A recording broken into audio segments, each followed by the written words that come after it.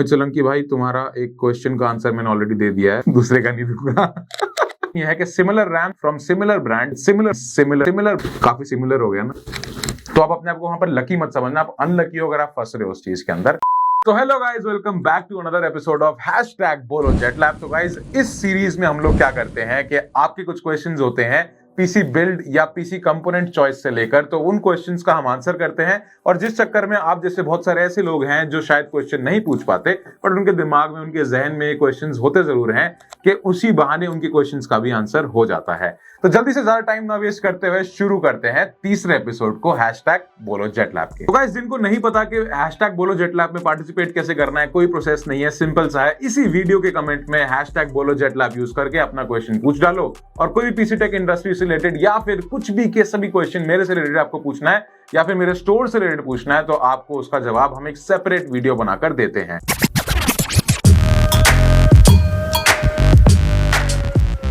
Guys, last video में हमारे कुछ क्वेश्चंस पूछे गए थे हमसे, जिनके जवाब हम इस वीडियो में देने वाले हैं, जिसकी शुरुआत होती है। सबसे पहला हमसे क्वेश्चन पूछा है इश्क नवंबर ने, जिनका क्वेश्चन ये है कि क्या हम एक मदरबोर्ड में i3 से लेकर i9 तक के प्रोसेसर्स लगा सकते हैं अगर सेम जनरेशन के हो तो भाई, इश्क नवंबर के ऐसा है कि आप i3 से i9 तक लगा जरूर सकते हो, सॉकेट कंपैटिबिलिटी में कोई प्रॉब्लम नहीं आएगी।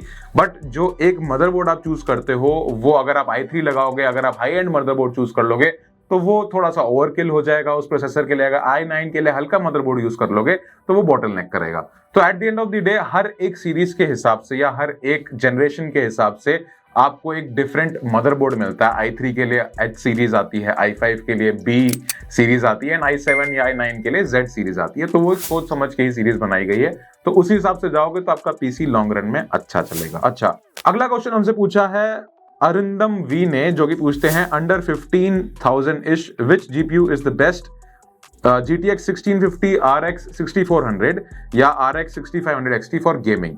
तो ये क्वेश्चन काफी अच्छा है। बेसिकली बहुत सारे लोगों के दिमाग में ये, अगर आप एक बजट गेमिंग पीसी बिल्ड करना चाहते हो तो वो रहता है कि यार 15,000 से नीचे कौन सा ग्राफिक कार्ड चूज किया जाए, जब से ग्राफिक कार्ड्स काफी सस्ते हुए हैं तब से। तो 6400 तो रेस से बाहर कर देता हूं पहले ही मैं, क्योंकि सबसे पहली बात तो PCI Gen 4 सपोर्ट ही है उसमें, Gen 3 सपोर्ट नहीं है। तो उस रेंज में या कंपटीशन में 1650 या 6500 XT से बहुत घटिया है वो। सेकेंडली जो बात आती है कि 1650 या 6500 XT में से कौन सा चूज किया जाए, तो मेरा ऑप्शन ये रहेगा कि अगर आप PCI Gen 4 सपोर्ट वाला एक मदरबोर्ड चूज कर रहे हो तो 6500 XT को चूज करो। अगर आप PCI Gen 3 वाला मदरबोर्ड भी यूज कर रहे हो तो फिर आप 1650 4GB वाला करो। हालांकि परफॉर्मेंसेस लगभग सिमिलर है। मैंने रिसेंटली या कुछ टाइम पहले एक वीडियो दोनों की कंपैरिजन की भी डाली थी, तो जिसने नहीं देखी है वो जाकर देख लेना, आपको परफॉर्मेंसेस का आइडिया लग जाएगा। अब इसके बाद अगला क्वेश्चन हमसे पूछते हैं बनी, जो कह रहे हैं कि इज 4080 मतलब RTX 4080 DDR4 build possible in the budget around 2 lakh. तो भाई बनी भाई, मुझे लगता नहीं कि 2 लाख के अंदर आप एक RTX 4080 के साथ बिल्ड बना सकते हो, रिगार्डलेस ऑफ द फैक्ट वो DDR4 हो या DDR5 हो।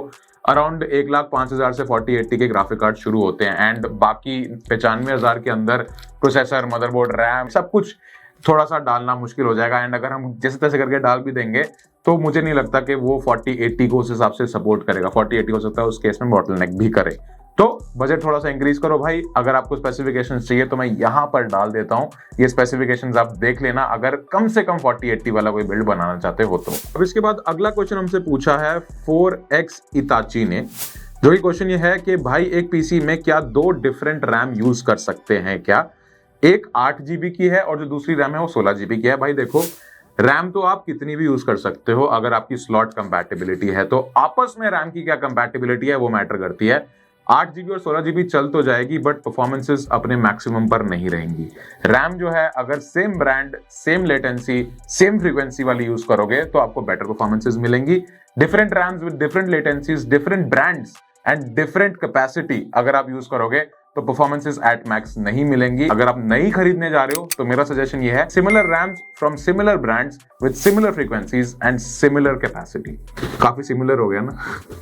तो अब बात आती है एक ऐसे क्वेश्चन पे जो कि मेरे हिसाब से सबसे इंपॉर्टेंट क्वेश्चन है इस वीडियो का, एंड सारे लोग के साथ ये स्कैम हो रहा है आजकल कि ग्राफिक कार्ड आजकल इतने सस्ते कुछ जगहों पर मिल रहे हैं, एंड कुछ ऐसे ग्राफिक कार्ड्स हैं जो बहुत सेम मॉडल्स कुछ जगह पर महंगे मिल रहे हैं।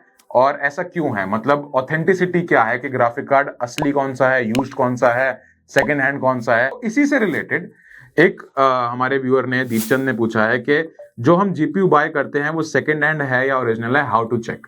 तो भाई देखो, मैं नेहरू प्लेस में हूं, मुझे पता है कि यहाँ पर प्राइस डिस्पैरिटी बहुत है, मतलब कि मैं जो प्राइस दे रहा हूं हो सकता है कि उससे 10-10 हजार रुपए नीचे भी मतलब ग्राफिक कार्ड सेल हो रहे हैं, मतलब हो रहे हैं, हो सकता है कि अभी भी चल रहा है ये।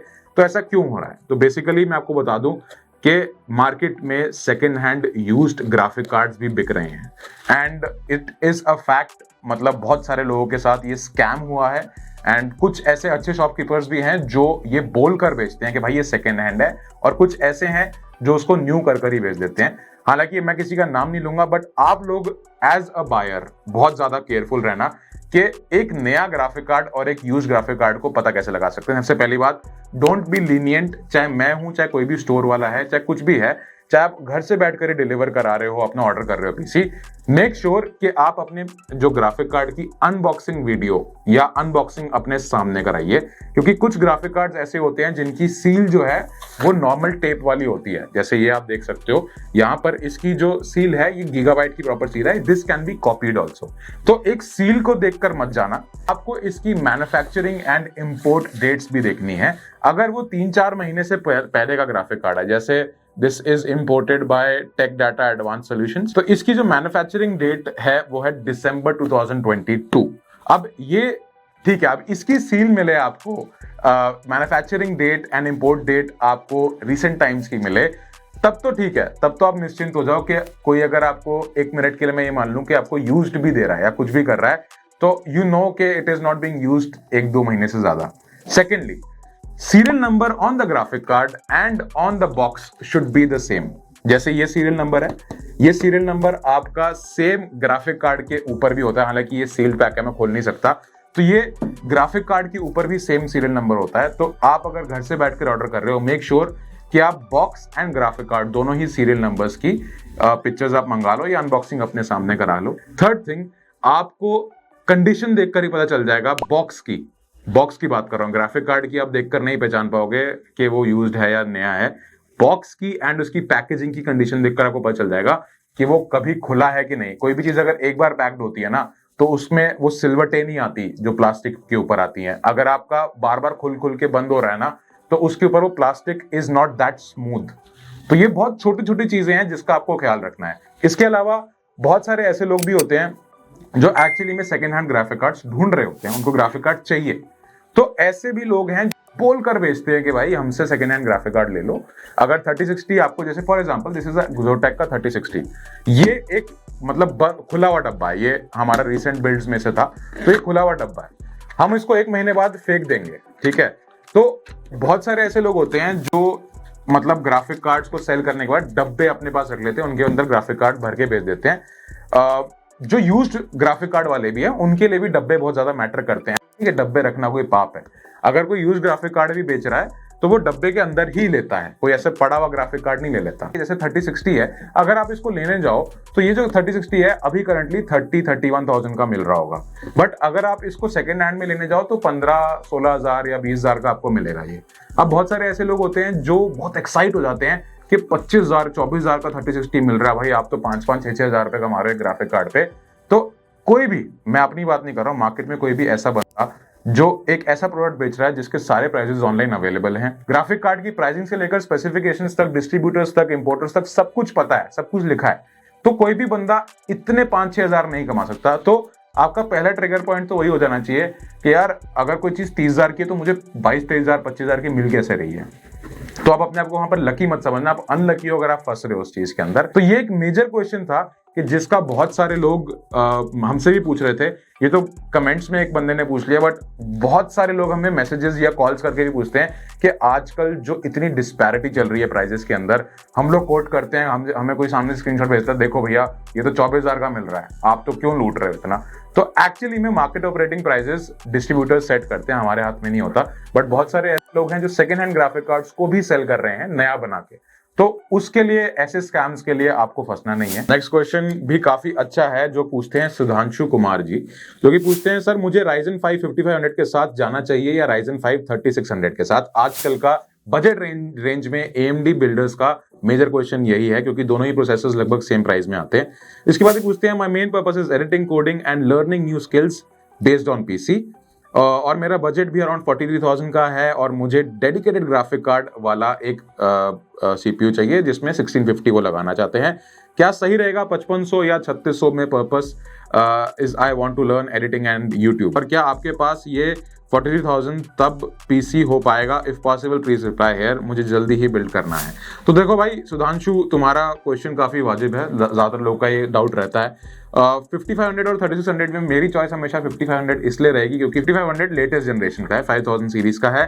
परफॉर्मेंसेस दोनों ही प्रोसेसर्स की अच्छी हैं, हालांकि जो 3600 है आपको 500-700 हज़ार रुपए सस्ता मिल सकता है, बट मेरी सजेशन 5500 ही रहेगी क्योंकि उसकी performances a little bit at par भी हैं, एंड 5000 सीरीज का होने की वजह से उसमें लेटेस्ट कुछ ऐसे फीचर्स हैं या कुछ ऐसे एडवांसमेंट्स हैं जो शायद 3600 में ना हो।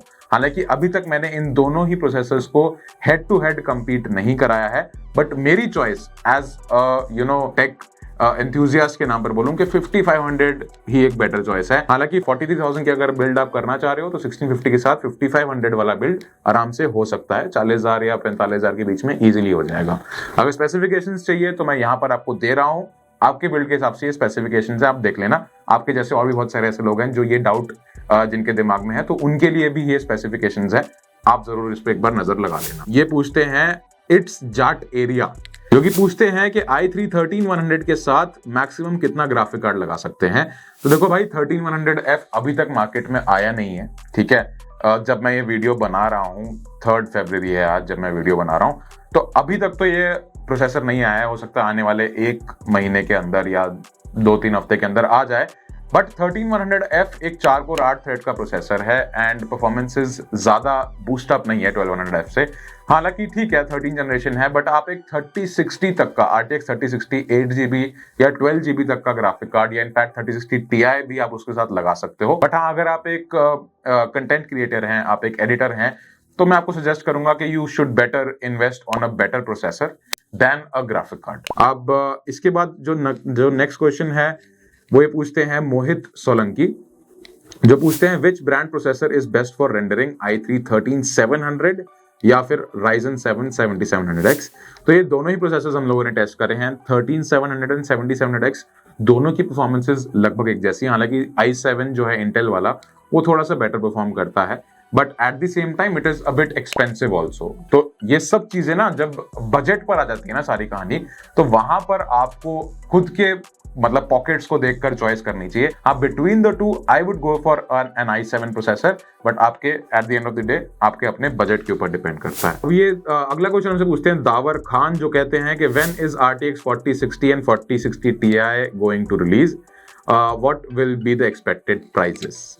तो देखो भाई, जैसे मतलब प्राइजेस की पहले बात कर लूं तो जैसा ट्रेंड चलता आ रहा है 4000 सीरीज का, ज्यादा एक्सपेक्टेशंस मत रखना। ये मान के चलो कि 50-60 हज़ार से ऊपर के ही ये ग्राफिक कार्ड होने वाले हैं। वेट अगर कर रहे हो बजट कार्ड का कि भाई ये बजट प्राइस में आएंगे, तो ऐसा नहीं होगा। एनवीडिया कभी भी अपने 30 सीरीज के जो बिकते हुए ग्राफिक कार्ड्स हैं इनकी मार्केट हैम्पर नहीं करेगा। अभी भी बहुत सारे कार्ड्स हैं जो मार्केट में पड़े हैं। तो अवेलेबिलिटी की अगर मैं बात करूं कि कब ये आएंगे, तो हो सकता है कि आने वाले 1 से 2 महीने के अंदर आपको ये देखने के लिए मिल जाए। एग्जैक्ट डेट्स अभी तक हमें भी नहीं पता कि कब आएगा। मोहित सोलंकी भाई, तुम्हारा एक क्वेश्चन का आंसर मैंने ऑलरेडी दे दिया है दूसरे का नहीं दूंगा सब बहुत सारे हैं यार, सबके क्वेश्चन के जवाब देने होते हैं। अब इसके बाद एक काफी वैलिड क्वेश्चन है और काफी बड़ा क्वेश्चन है, जो आप में से बहुत सारे लोगों के दिमाग में क्वेश्चन रहता होगा। मैं एक बार कवर कर लेता हूं, जल्दी से पढ़ लेते हैं इस क्वेश्चन को।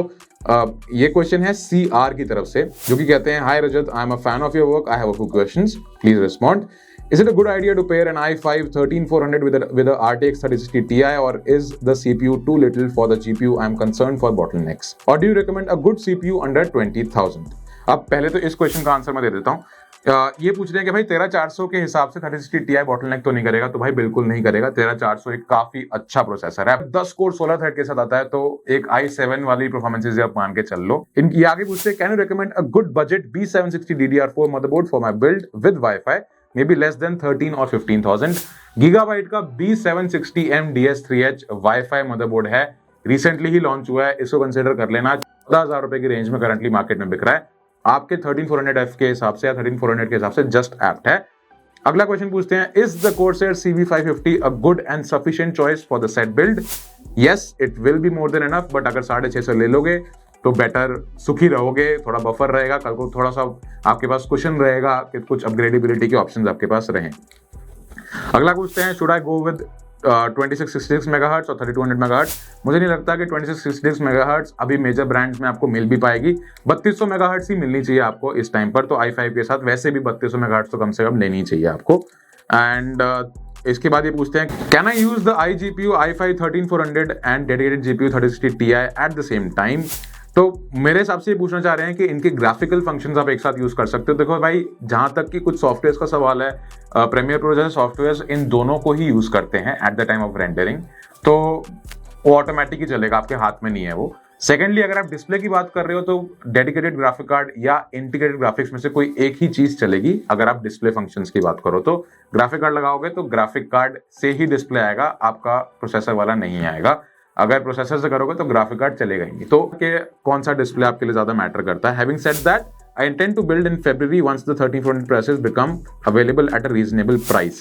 तो भाई 13400 का प्राइस अराउंड 22,000 रुपए का है, 13400F अराउंड 20,000 रुपए का प्रोसेसर है, तो अभी तो अच्छा प्राइस है यार। 20,000 की रेंज में ऐसा 10 कोर 16 थ्रेड का प्रोसेसर अगर आपको मिल रहा है तो I think you should go with it.